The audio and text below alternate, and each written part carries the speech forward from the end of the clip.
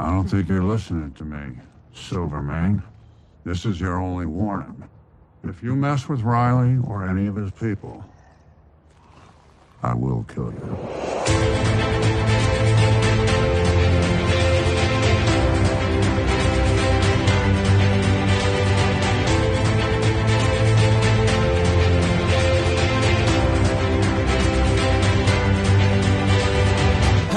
Welcome back to A Stark Contrast, where we discuss the differences and similarities between Marvel Comics and their MCU counterparts. And we are your hosts, Jeffrey. And I.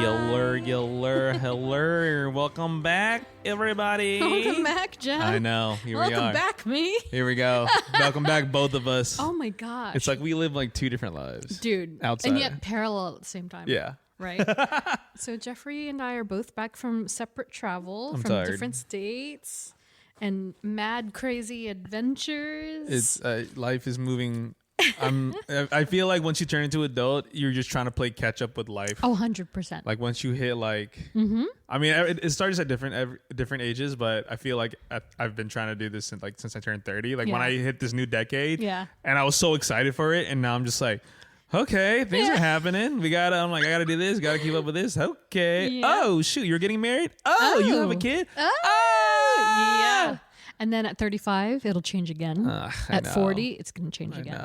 So good luck to you. To us. We're here. Yeah, we're here. And can you believe it is basically June? Oh my gosh. Isn't that crazy to think about? Halfway through the year. Yeah. Wild things. And so, you know what else is kind of wild? We received this kind of awesome news very recently. So apparently, this podcast, dear listeners, is currently listed on the 100 Best Marvel Podcasts, according to FeedSpot, ranked damn near square in the middle at 54. Oh, yeah. That is crazy to me. Speaking of crazy, because of the top 100 in a sea of thousands and thousands and thousands of Marvel podcasts. But to play devil's advocate, this technically makes us mid. I know, technically we're a C minus, but you know, I mean, Thunderbolts are the C minus version of the Avengers, and they're pretty cool. They are pretty cool. I'll take that comparison. Take it. There you go. Yeah. So thanks to everyone who has subscribed and, more importantly, rated the show, because that's what really helps us and boosts our visibility across the board. So thanks so much. And this consistency that we do, and the quality that we give. Amidst the outside stuff that we have going on outside of this pod. Amen. So, yeah. Amazing. Thank you so much. And so, with that said, we can get into our news. And so, you know, we had a lot of stuff that we talked about in our last episode, which was all about Daredevil and the Punisher. And we were chock full of Marvel news in that episode. And yet, there's still more. Considering Vision Quest showrunner Terry Matalas, he just recently shared the tiniest morsel about the show regarding the forthcoming series. He said that Vision Quest will indeed connect to the events of WandaVision and Agatha All Along, which is nothing that's not news to anybody. We all suspected it was going to be a trilogy of some sort, and he more or less confirmed, like, this is like the trilogy of it's kind Wanda of like and Vision. A spin-off of spin-off of spin-offs. It is, right? It's very interesting because it's not a movie, it's a series. Yeah. So for them to kind of go triple on this is very interesting because it's very unique. Like no shows do that. They do seasons, right? These are full-on series that are corresponding to each other. So it's really, really interesting. And he literally would not say anything else. He was asked on the red carpet of some sort, and they were like, "Oh, can you confirm whether or not this affects the events of Doomsday?" Oh, no, can't confirm anything. Yeah. So that more or less says potentially, and that, you know, of course, the events of both WandaVision and Agatha are going to intersect in Vision Quest. And it's not just going to be about Vision and Ultron, which is cool. This comes out end of the year, right? I believe October, you said in the last episode. So, yeah. We haven't seen anything? Nothing yet. That's why it's surprising that at Disney Upfronts, it was just the cast and the concept art. When is D23? August.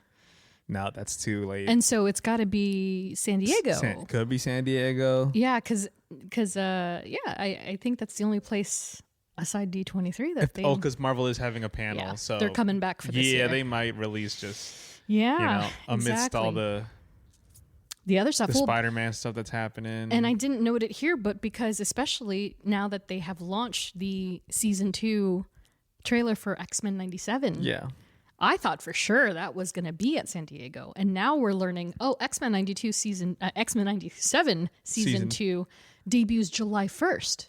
So it's before Comic-Con. Oh, wow. So they've officially obliterated their Marvel Animation is not coming back unless it's for Spider-Man. Yeah. So that all opens up, well, what in the world are they going to talk about? Could be Vision Quest. And they could bring the cast there. Who knows?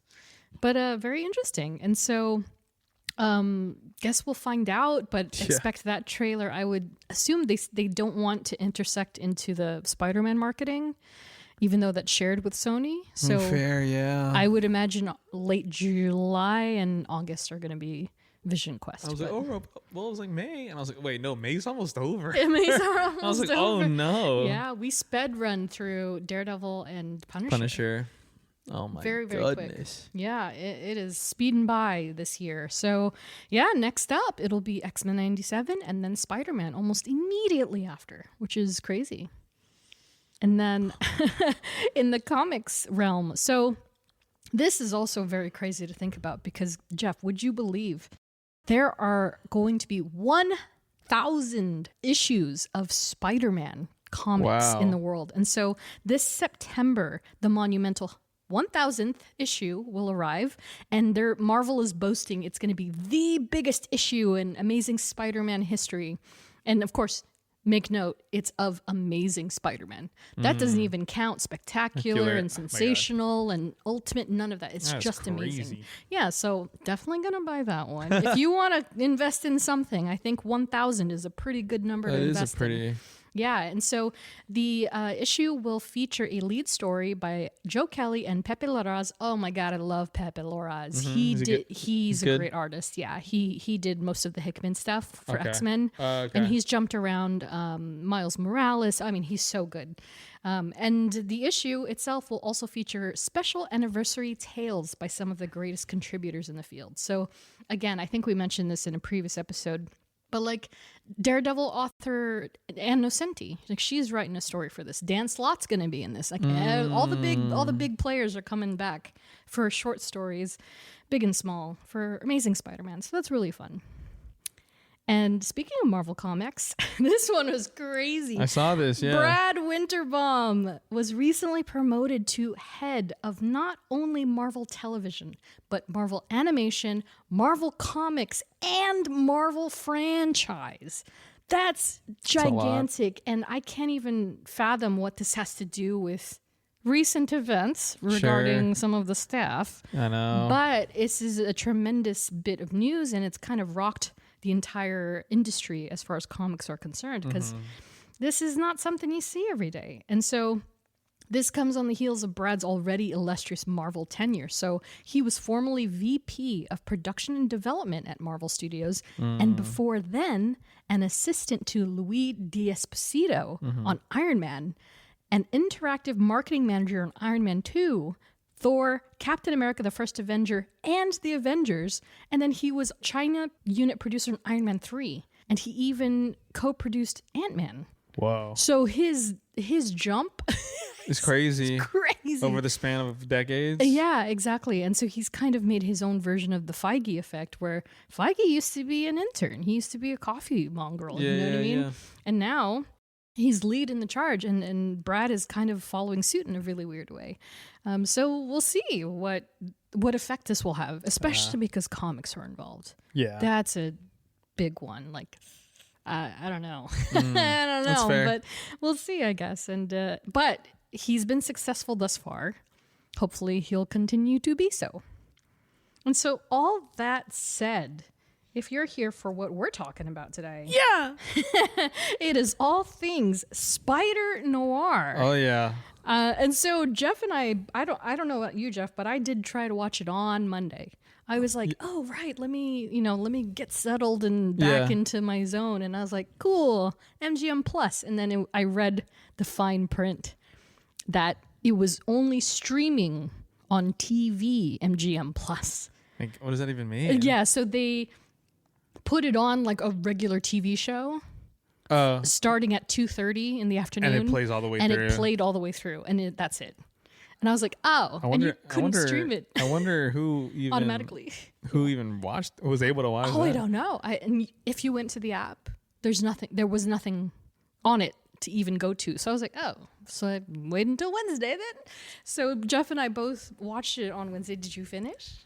How far did you get? Oh, I finished, bro. Did it take like... But I will admit, I second screened a lot of it. How long did it take you? I watched it all the way through. Like one run. One run? Yeah. I worked remote that day. So. I worked remote too. Yeah, I watched finished it all. it. Yeah. Oh, good. I finished it, but it was amidst of chaos. It was kind of in a midst of just like a regular. I mean, day. I still to my job. I worked very hard. Me too. Yesterday. No, me too. Yeah. Mm-hmm. Hit deadlines. Yeah, exactly. I responded to Slacks. I got stuff done. I definitely paused and I would forget that I was watching, which is why I'm saying I'm second screening. I second screened it because I was working and I was watching it at the same time, more or less. So there is stuff that I'm sure that I missed. Yeah, I told because Sam was like over yesterday too, and she went to work and everything, but I told her, I was like, I have to. I told her, we're recording Thursday, but I was like, I just want to let you know. And then yesterday I was like, I have to watch. Yeah. This, I know, whatever. And then I think she had called me around like 5 or something. Mm-hmm. Like also I had like a, I can't believe I'm exposing myself right now. Like I had like a lot of stuff to do yesterday. Sure. Yeah. Like, and then it gets to like later around like 10, 11. Mm-hmm. Sam's like getting ready for bed, so like whatever. And she comes to bed. She's like, oh, how much have you finished? And I was like, oh, I just finished it right now. Mm-hmm. She was like, what? She was like, the whole season, all 8 episodes? I was like, yeah. She was like, what the fuck? So it was a journey, but I got through it.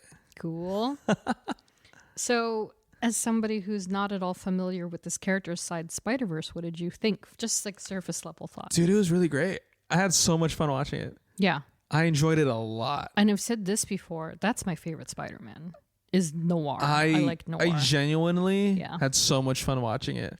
I was like, wow, this is Nicolas Cage right now. Yeah, it's interesting because, we might as well get into the actual thing. But okay, very quickly, let me just go through this. And so the rankings currently 8.3 out of 10 on IMDb, and it's ranked number 28 on the popularity scale.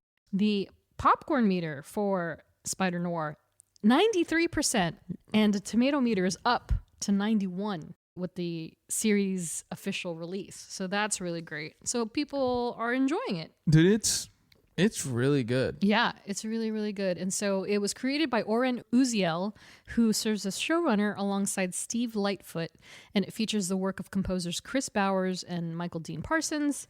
And it's co-produced by a laundry list of creatives, including Spider-Verse powerhouses Phil Lord, Christopher Miller, and Amy Pascal, as well as Nick Cage himself.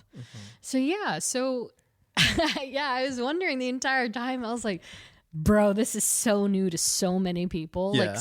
Like if you didn't even watch Spider-Verse and you just saw this black Spider-Man on your screen, you're like, who is this? He's in a mask with a fedora. A fedora. Trench and he's coat. he's talking like he's from the 30s. The accent was hilarious. Oh my gosh. I was the period piece of it all was so great. Oh, it's incredible. Again, it's like, it's Depression era Spider-Man, circa 1932, and the series itself focuses 15 years after World War I, which is 1932. So, yeah, it's very much like the comic. And did you watch color or black and white?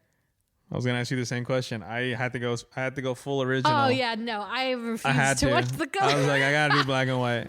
I mean, that's why it's called you noir. Have to. It's noir. You have to. Yeah, no, don't watch it in color, guys. If you haven't watched it yet, I mean, you can't. If you're gonna rewatch it in color. Yeah, that's my plan. But when you on your first watch, sure, have to be in black and white. Oh my gosh, absolutely. And so, basically, this series it focuses on Ben Reilly as Spider-Noir or the Spider, and it's not the traditional Peter Parker. So that was also an interesting facet, which, of course, if you don't know, he kind of implied that he is Peter Parker but he is going by an alias that he made up, probably due to an aunt and uncle. Sure. And he chose the name Ben Reilly. And so, they kind of dance around it. I mean, there's a slew of Sony-related rights usages that you can kind of tell. Yeah, they never revealed the name. I wonder if that really is... I think it's part of it. I think it's part of Marvel being like, nah.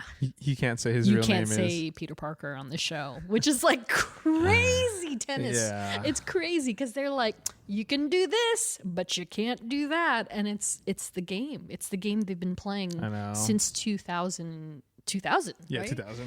So that's kind of upsetting because I was truly like, yeah, because the whole time before the show came out, you were just like.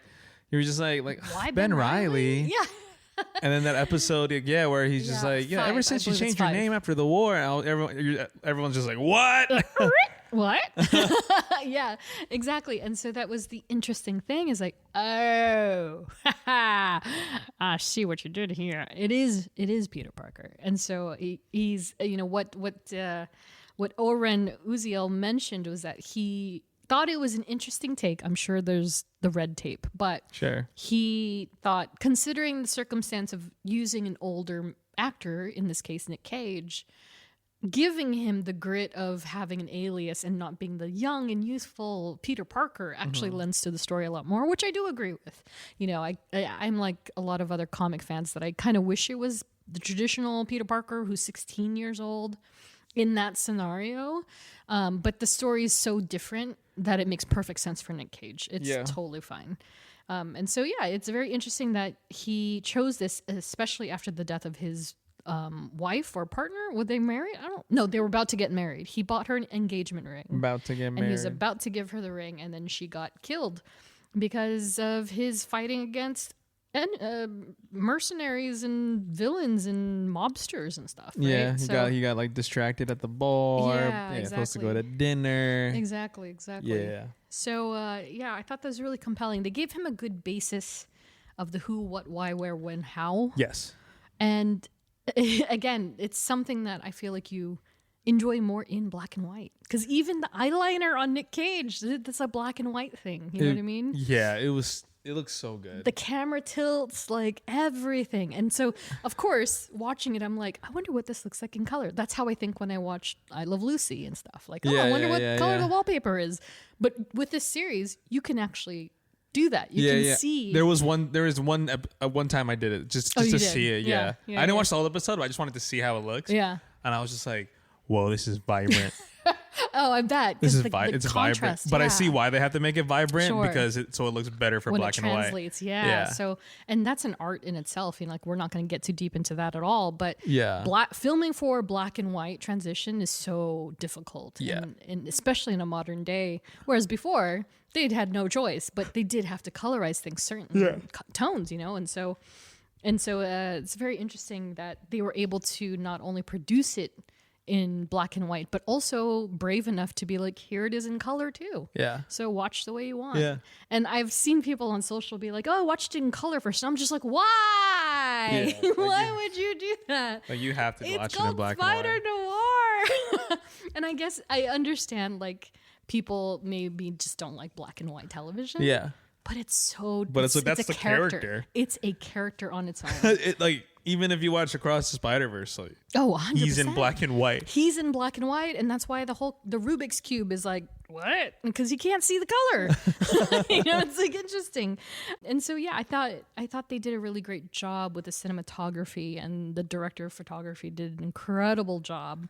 And it was interesting because I was trying to pinpoint like filming locations, because I didn't look at the leaks too much because I just didn't want to get spoiled. But it looked like they were filming in LA as well. Maybe it looked a lot of studio. Yeah, it definitely looked like Universal to me, and a lot of the backdrop, and then they probably CGI'd over, the Empire State Building and all that stuff. I thought the action in the swing looked really good. Oh, it looked great because you could feel the weight in him. Yeah. Right? Like, and that's another thing, like the difference between, even Into the Spider-Verse, they tackle that. Yeah. How Gwen is so much faster and smoother. Yeah. And then Miles is kind of like, he's kind of clunky because he's new.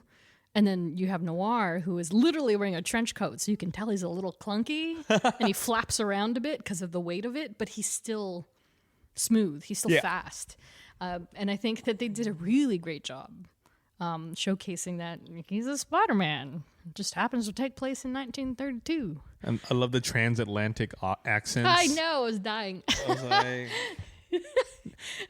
get your newspaper. Yeah, we got newspaper. We got Spider. The Spider's back. We got monsters taking over New York City. Oh my gosh. Can I just say, Frankie, the little boy. Oh, yeah. Oh, he was like my favorite. He was really good. My gosh. I was like, give this child anything he wants. He is so good at being like, all right, what you want me to do? Look what at you want me. me to do, Riley? I'm a working man. I'm a working man now. Oh my gosh. But I mean, like, even like, again, like to the story, in the story, like these are elements you would never get in a modern day Spider-Man. Yeah. So like the episode, for instance, or that scene where where Ben is getting tailed by the dude in the white. Yes. And he's like, hey, mister, you want to do whatever he said to him? Like, oh, are you looking for something tonight? And he was like, yeah, kid, is it a white trench coat with tails? And he's like, yeah. And he gives him a tip. And that's how he knew that he was being tailed, because they have this code between them. And he's a little rascal that's like working with this detective. That was really funny. Oh, it's so good. And the characters were just phenomenal in all their own ways. And especially the fact that they used people of all races was amazing too. Yes. Because, older films and movies, the cast is outstandingly Caucasian. Sure. But they put these characters, Asians, Hispanics, all these people in it. And it's so cool to see in that world. And so, speaking of, Lamorne Morris is one of my favorite comedic actors. He's hilarious. He's so good in everything he does. Shawty, what that thing do? I love him. Nah. He's so good. Oh my God. New Girl is like the best thing.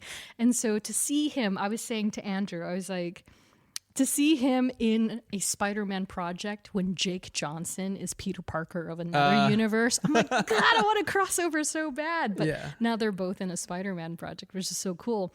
And the fact that Lamorne is playing Robbie Robertson, of all characters, who's very important to the Spider-Man universe in general. Yeah, okay. He's a tier under J. Jonah Jameson. He's that character. Like the guy that would always come to JJ's office and be like, JJ. Robbie. That's Lamorne Morris's character, Justin Noir.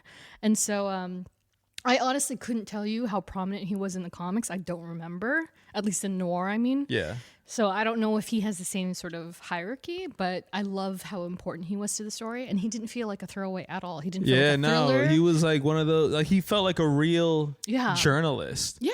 Like, for sure. Yeah, like he's getting into the mix. He's like, boom, snap, the pictures, snap. I love that. I loved it. Yeah. He was so great. Good. He was absolutely good. And so I gotta ask, what is your feeling on the rework of the classic line of no power, no responsibility? Is there red tape that they can't say so. the full line? Is that quote trademarked? Oh, I'm sure.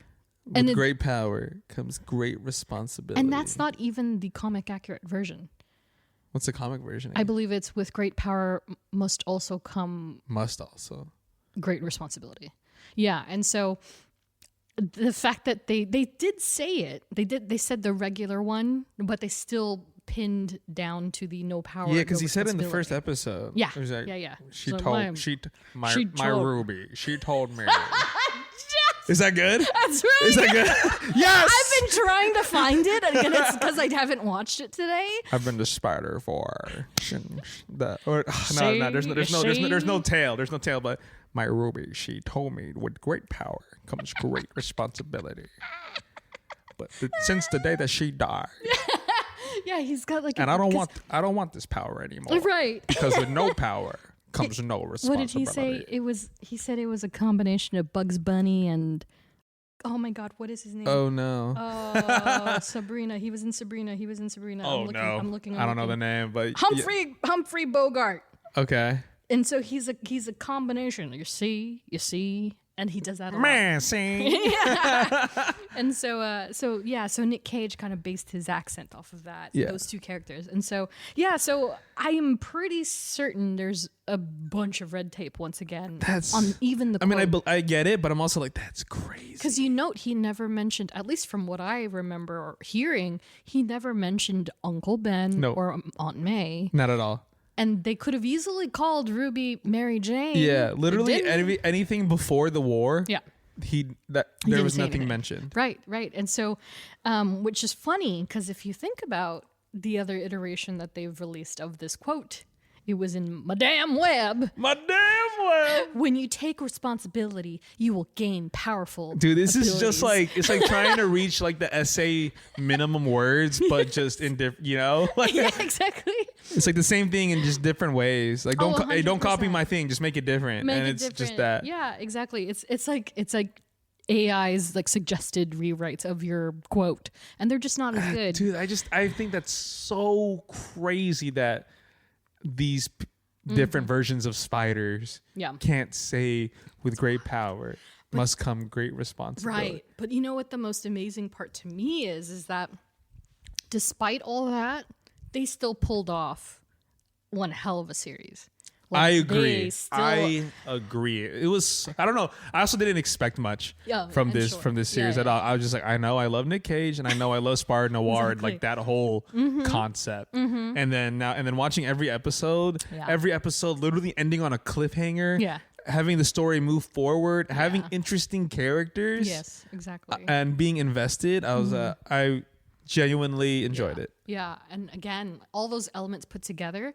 And, to your point, I was like, I wasn't expecting much. I was hoping for things and I was hoping for some similarity to the comic books. But aside the skin of it being a Spider-Noir project, it really isn't that much. It isn't that similar to the story. Like, even his origin is completely different. All the origins of the characters are completely different. So there's that part of me that's like, But in that world, for that Spider-Man that they have created, it's great. It works. Great. It works. It's fine. I mean, it says in the what was in the beginning in the first episode, he's like doing a narration. He was like, people ask me what universe this is. Remember that? And he was like, I don't know what they mean by that, but I just know this is my universe. Right, like exactly. And I was like, because he's not even the same Spider-Noir from the Into the Spider. Yeah, he's not even the same in that one. They're obviously parallel, but same actor, and it's the same character, loosely, but they're not the same. It's not like he was teleported into a real life situation, But I think they did a great job because people are asking me, so do you like it? Like, do you like it? And I was like, to be perfectly honest, I think of the live action Spider-Mans, like that Sony has been behind, I think this is like the best thing since the Spider-Man films. Like not Tom Holland, but like the Spider-Man films, Amazing Spider-Man and Spider-Man, Tobey and Andrew, and including Madame Web and Craven and Venom. Because honestly, I don't like the Venom films. I just don't. I don't like them. They're not for me. But I think it's right up there. It's right under the other ones. And that's it was huge. like genuinely, like I think just like the story, like the characters, like I'm actually very invested. Sure, it's comic hero tropes, but it's interesting. It's super interesting. And so, speaking of, Silvermane is the main antagonist in this series, and he is a comic book character. Okay, not the same. He's an Italian mobster. Not this comics. This one's an Irish. This one is an Irish mobster, which I thought was pretty cool. And that actor is also very iconic in his own way. Got it. And that's Brendan Gleeson. Okay. So I mean, fantastic casting. Different character once again. But Silvermane in the Spider-Man lore is not a gigantic character, I would say, but he's pretty up there. He's a pretty substantial part of Peter Parker's rogues gallery. And so aside him, there's of course the parallel characters, Tombstone, Sandman.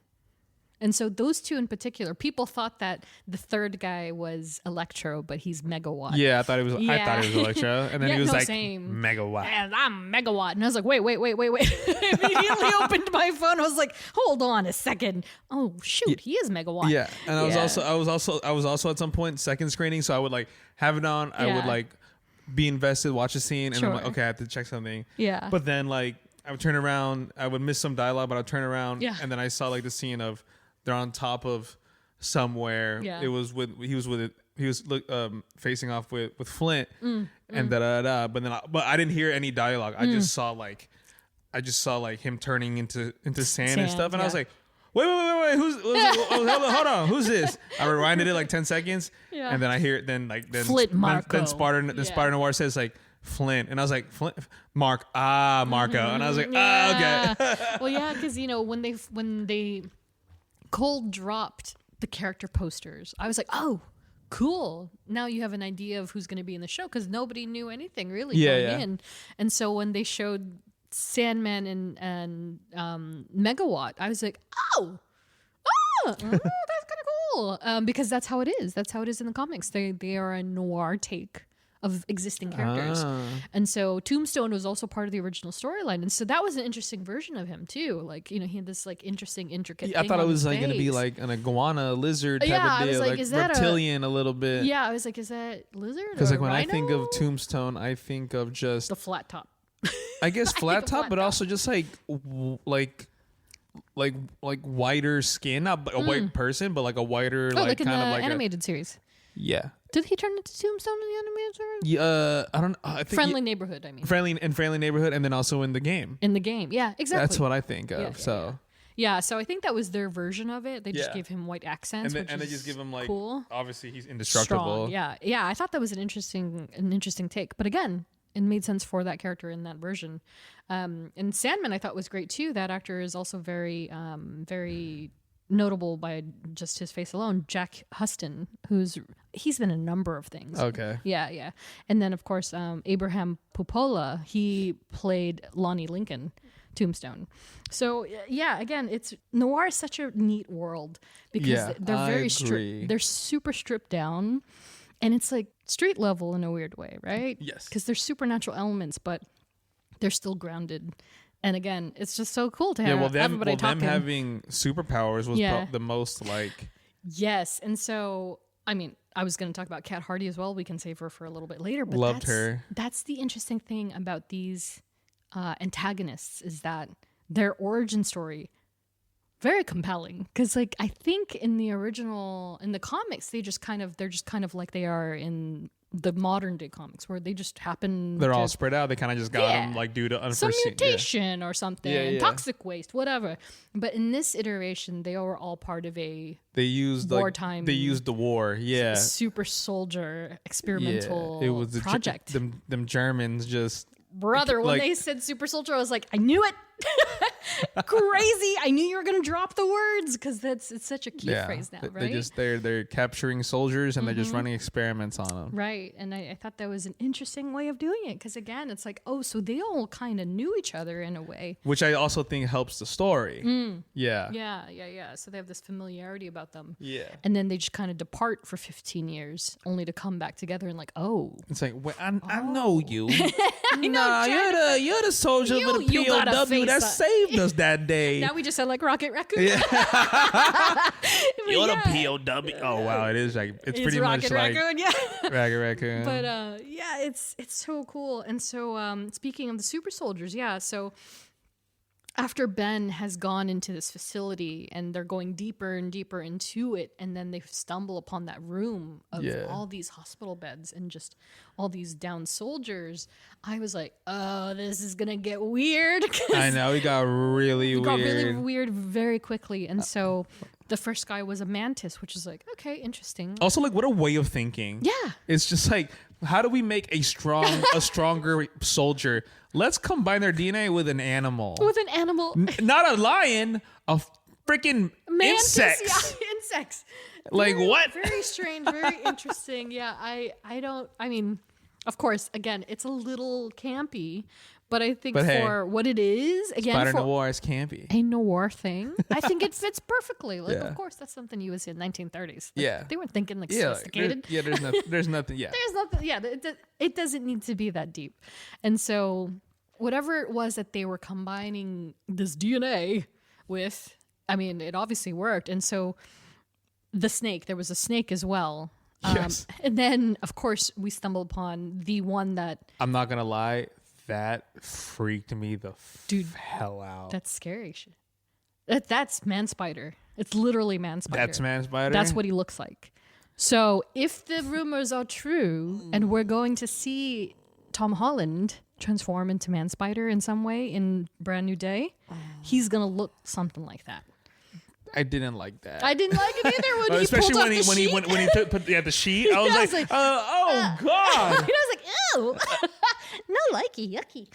But I think, I mean, I guess we can kind of like segue into like, but why I think it works with Ben and why he didn't like it's not killing him is because I think it's like it wasn't like his powers wasn't directly like transported to him. Yeah. Like it wasn't injected.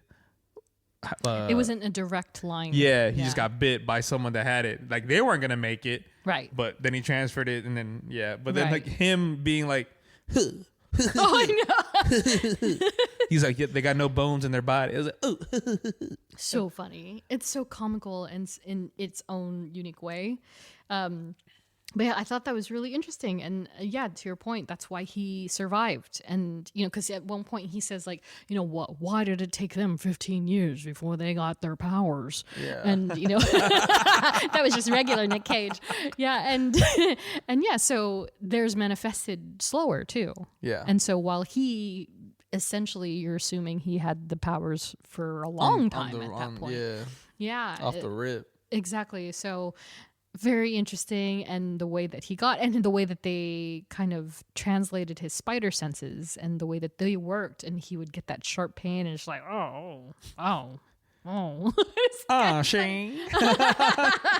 Exactly. And so, it's such a great take on it. And then, of course, there being Cat Hardy as well, who is undoubtedly an homage character to Felicia Hardy, Black Cat. And so, again, despite the name homage and despite her being a club singer, nothing the same. Yeah. Nothing. At all. Nope. Like, not the... I don't think she was dating Flint Marko in the comic.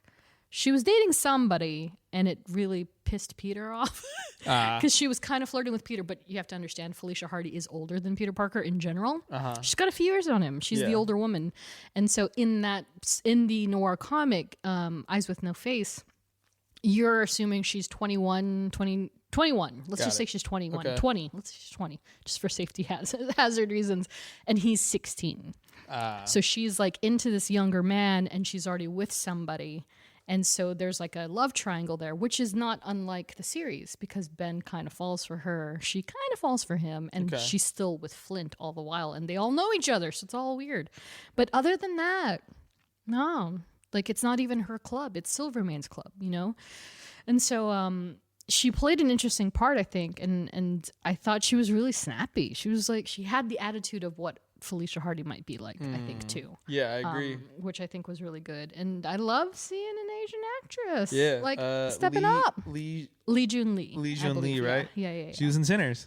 Oh, yes, that's right. Yeah. She was the Grace. She played Grace. Yes, Grace. That's right. Where she literally said to the vampires, "Come on in." Yeah. And everyone's like, right. "No!" Yeah. Yeah, she was great in Sinners. I loved her in Sinners. That's right. Yeah, Yes. I forgot that was her. Yeah, she's incredible. I loved her character. I liked her. Yeah, I liked her dynamic. She's smart. Super smart. Just tough cookie, tough as they would cookie say. for sure. Yeah. It's like, I get it. Yeah, no, exactly. And I thought it was great. Oh, and the last scene of them together. I mean, I knew she was going to portray him, which is another canonical characteristic of Felicia Hardy, of course. But in the very, very end, where she's like, in a different universe, I would have ran away with you, right? And he was just like, don't try to keep me on the hook. They were very real about it would have never worked anyway, so don't play with me. And I think that's something that they don't do enough in these kinds of things, where they're just like, no, just be real. Just be real about it.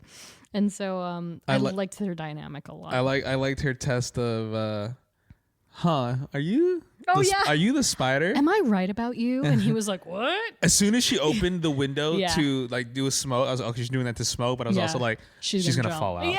She's gonna test him right now. Well, I looked down at one point, and then I looked up, and I was like, why is she falling? I was like, why is she falling? So I rewound it, and I was like, oh yeah, no, that's exactly. And then I was like, oh, she's getting Gwen Stacy without the death. Yeah, and then that's what I thought. It's I was two like, webs. and it was 2 webs. I was like, y'all learned. Like, even he's smart enough to know. Even he's smart enough to know. God dang it, Peter. Gosh, Peter.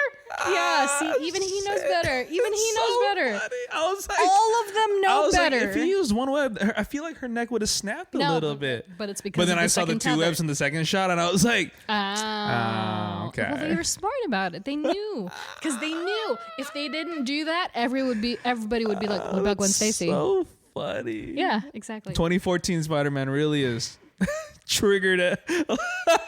Like, literally. Which, speaking of, I saw a tweet earlier that somebody asked Nicolas Cage, "Who is your favorite Spider-Man? Who's your favorite Spider-Man actor?" And he was like, Andrew Garfield. I was like, oh! Andrew Garfield. Andrew Garfield's my favorite Spider-Man. Yeah, so he loves Andrew Garfield. Love that. Which is interesting because maybe he's the one that was like, no, you got to put another web.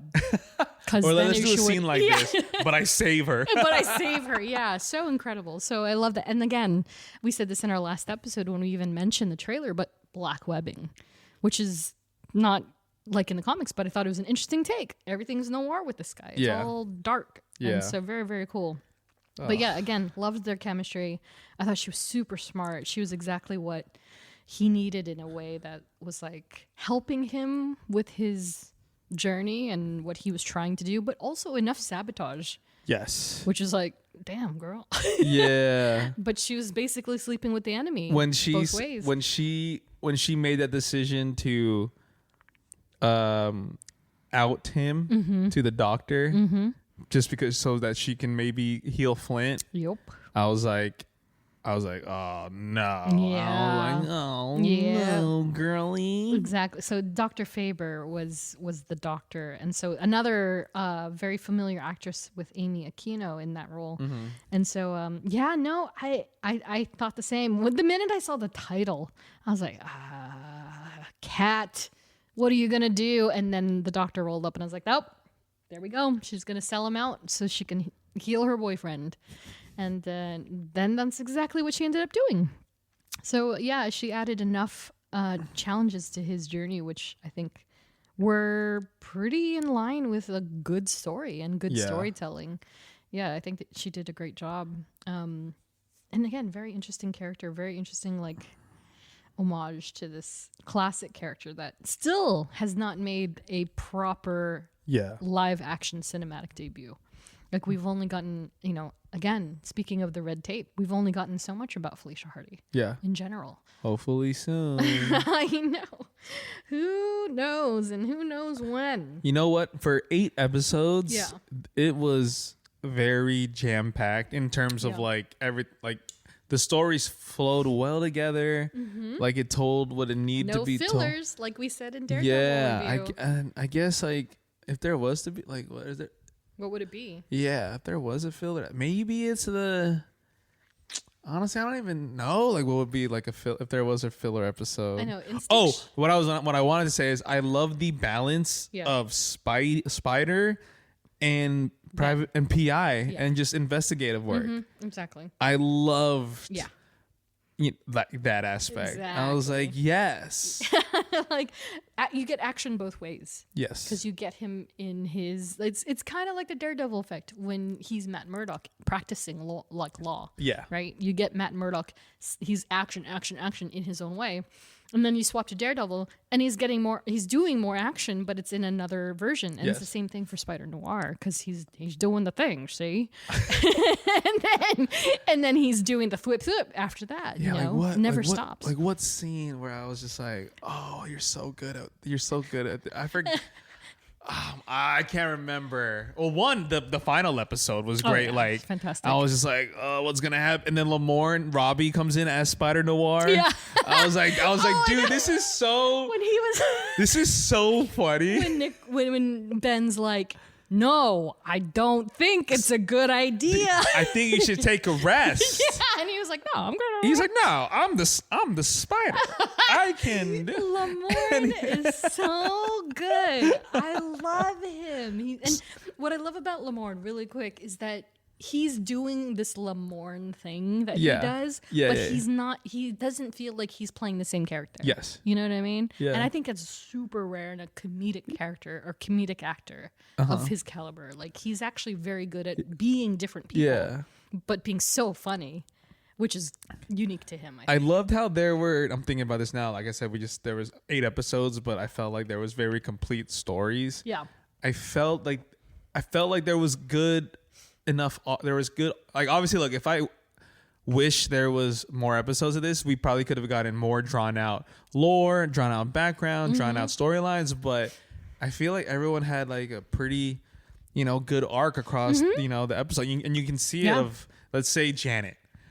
His secretary. It's like he's like, she wants to help him. She wants to help him. Great. But at some point, her breaking point is like, dude, we're not making any money, and you're out here getting drunk. Yeah. Da da da da. When he was like, I'm the spider, and she was like, I know, you told me. And there's that drunk montage of him. I died. Janet, the spider. I was dying. I was like, this is why Nick Cage was perfect for this. This is. I get it. And now. You didn't think to tell me? Like, I thought the spider. So funny. Yeah. So Karen Rodriguez played Janet Ruiz, and so she was great. Yeah. To your point again, like nobody felt like unfinished. Yeah, like her art, and then she's a great secretary, but like she goes to the bureau. She does what's needed to be done. Are you familiar at all with Ms. Maisel?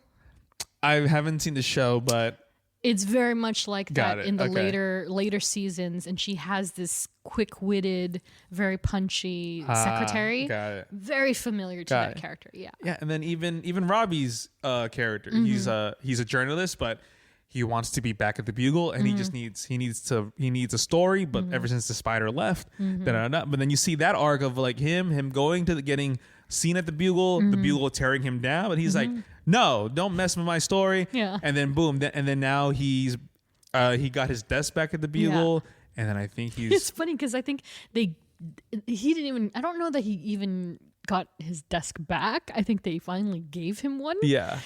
And because you kind of get the feel, I when I was watching that part today, I actually rewatched one episode, and he's like his back is to the staircase. Yeah, his back's to like the entrance, which is very unnatural. And then all the boxes are stacked up against the wall, and that's what kind of triggers the look that his coworkers give him because they're like, you're like in the middle of the doorway, dude. Yeah. So it's kind of like they kind of stuck him there, but yeah, he got what he deserved. Yeah, he got what he deserved. Yeah, that.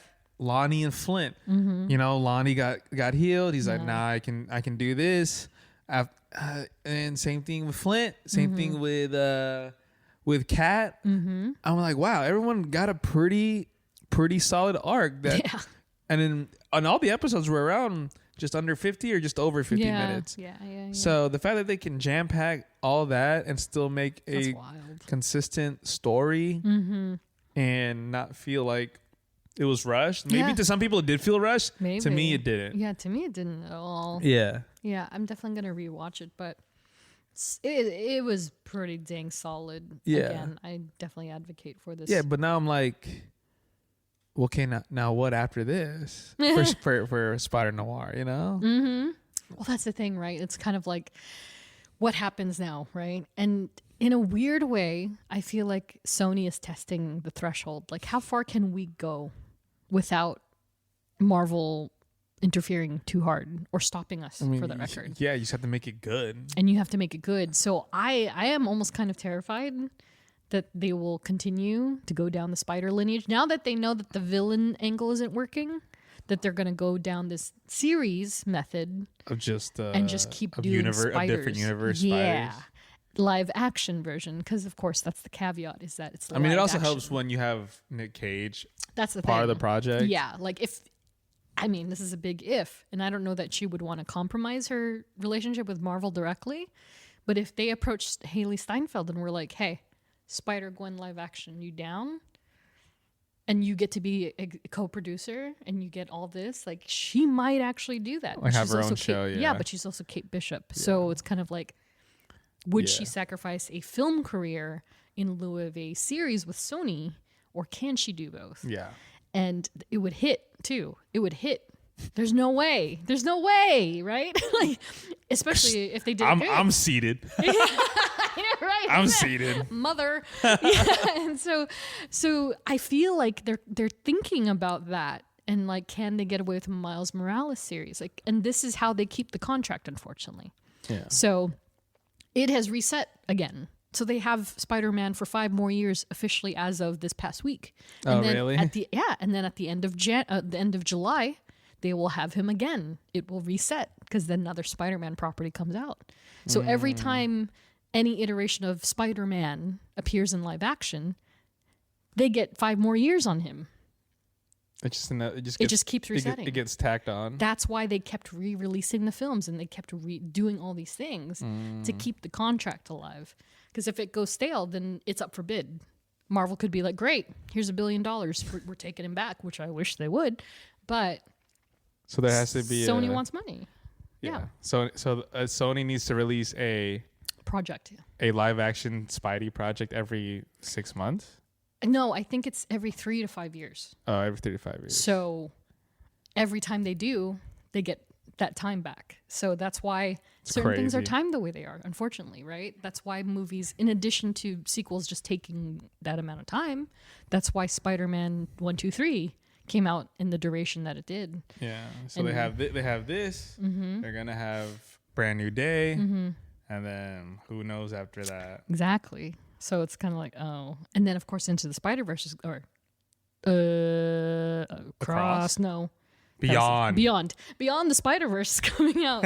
And while that doesn't have any live bearing on the contract, there were also rumors that the live action actors might appear in that. So if that's true, crazy, then it's the timer resets again. Dude, these guys. Yeah, so it's like, ugh. But that's, again, this is the whole reason why Andrew Garfield never got his 3rd film, because the timer was running out. And Marvel was trying to release Civil War in the way that they did. And that's how all that came together. So that's why the happy marriage was what was best at the time, but it's still not the ideal situation. Yeah. So, because there's always room for another Madame Web, I guess. Of course. Sydney Sweeney, guys. Oh, my gosh. So, yeah, I don't know. Do you have any other thoughts about the series? I just wish there was more. Yeah. I'll watch 10 to 12 episodes of that. Really? Yeah. I love that. Especially where they go now. Like, what else? Like, what else can you do? You say? Yeah, no, I think it would be really cool, because I did mention, not that they would be able to do this, I did mention that Spider-Man is not the only noir character. Like, there is a Daredevil, there is a Luke Cage, there is a Punisher. And they're all the 1920s, 30s Depression era version. Just freaking fresh. It's so fresh, dude. I also like that. I like that the Spider-Man can get drunk too. That was funny. Oh, I know, right? That was funny. He's like, "Well, have you thought if the spider it gets lonely too? Huh? Yeah, he has a life, so funny. huh? So funny. You almost sound like Kermit, borderline Kermit, but it's still Nick Cage. Oh my god, it's so funny. That's so hilarious. And I loved immediately, because like when I think of Spider-Man, you always think of like him as a young person. Yeah. So seeing him as Nick Cage different. was definitely like a shock, but not really. But then him still having spider quips. Yes. And still having the characteristics, right? Hey fellas, you thirsty? Right. Exactly. And it's kind of like he does his performance in Into the Spider-Verse, right? Yeah. So I was punching Nazis and drinking egg. What does he say? Eggnog? No, not eggnog. I can't remember. Oh man. Yeah, but he's still the essence of Spider-Man. It's just a different version of it, right? It's so now I'm just gonna go back home and just watch clips of Spider-Noir and the Spider-Verse movies. Right, exactly. So good. Exactly. I love it. So good. Oh, I like to drink egg creams and I punch Nazis a lot. Is essentially his line in Into the Spider-Verse. But yeah, I mean, again, I hope people understand now why that's my favorite Spider-Man. He's cool. And I like that. I accept that they have gone an older route because it fits perfectly. And it is great to see a more jaded adult Peter Parker, quote unquote. So fun. Is there something you wish they expounded on? You wish you could see more of? Well, there's two things really. And one of them, of course, is Felicia Hardy, or that character, because it is so compelling. It's almost too dark. But the fact that they cut this man open and spiders came out is pretty dark. I mean, I think they're not. I mean, I'm not gonna lie. That anesthesia scene. I was like, oh my god! Yeah, exactly. I was like, is he dreaming? I was wait. Is there a warning for arachnophobics here? Oh, I know exactly. What the hell? Yeah. But also, I mean, it's clearly a mature rating. They were dropping curses all over the place. They were. So, I mean, they're clearly not afraid to veer into that direction. But had they the permission to do the Eyes Without a Face story, would have been intense because again, like I mentioned, the love triangle between Felicia, her partner, and Peter ends in a very terrible way because Peter leaves and the boyfriend comes and realizes oh, so you're playing me, dame, huh? You're playing me. And he not only beats the tar out of her, he also breaks a bottle and disfigures her face. That's why it's called Eyes Without a Face, because her eyes are the only thing intact. Her face is marred, and she was beautiful. You know what I mean? You have to understand, imagine Kat Hardy.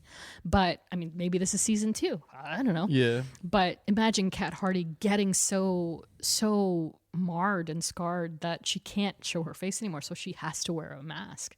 And so that entire storyline and the things that happen because of it, she's the owner of the club and her business with the mobsters goes askew. It's something they could prime and tee up for season 2 if they really wanted to. Yeah. But that's one thing I really wanted to see. But that needs the character, that particular character. Got it.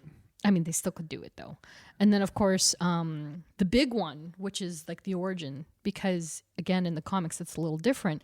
And so in Spider-Man comic lore in general, they refer to all these Peter Parkers and Penny Parkers and Gwen Stacy's as people who had a canon event that were chosen by this spider totem. Society, yes. Yeah. So they were chosen, right? And so in Noir, that Peter Parker had stumbled upon this, I think it was an antique of some sort, and he could sense the mystical power of it, whatever. And the spider within it, the spider, quote unquote, within it, chose him. It chose him to be Spider-Man, essentially. Okay. It gave him powers. And so that's obviously supernatural version. Yes. Of what we see, because this one, like you said, he gets bit by man spider, which is very scientific and very grounded. I know, so gross. Even watching it again, I watched it again. I was like, oh, this is not okay. So they made it more realistic, obviously. And so the thing is with that, however, they've kind of erased the idea that, spider totems don't exist. Got it. That's not how this works in this universe, in the Sonyverse, if you will. So they're all different. They all get bitten, but in different ways.